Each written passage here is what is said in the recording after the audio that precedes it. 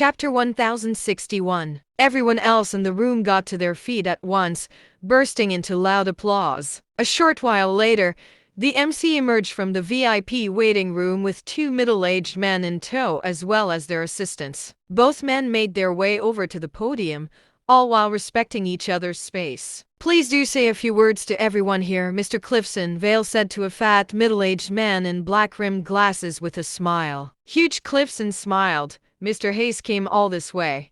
Why don't we have him speak first?" Next to him, a tall, skinny man smiled as well. "It's fine. You're the host here.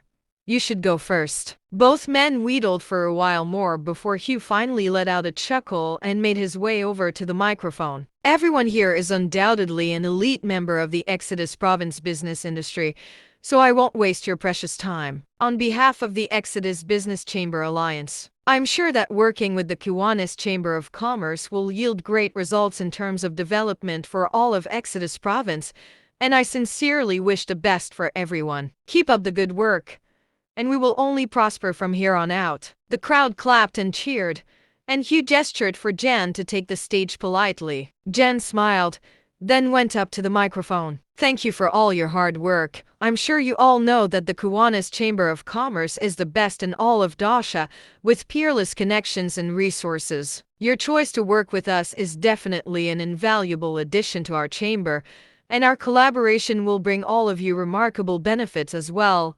Let's all work together and strive for a better tomorrow." The cheers were practically deafening. The man was a representative of the Kiwanis Chamber of Commerce, holding an even higher position than Hugh. It was important to note that a person in charge of a province was hardly comparable to someone from the Kiwanis Chamber of Commerce, and everyone in that room knew that. Even Hugh knew that himself, and thus clapped even louder than anyone else. As the person in charge of the chamber, it was the first big thing he had achieved for himself, thus he was overjoyed. Everyone was overwhelmed with excitement, lost in glee and joy. It was important to note that this meant they now had the chance to expand beyond Exodus Province, even beyond the nation itself. This was truly a remarkable moment. Just then, Donnie came over to Wilbur's table with her two bodyguards and sat down with a smile.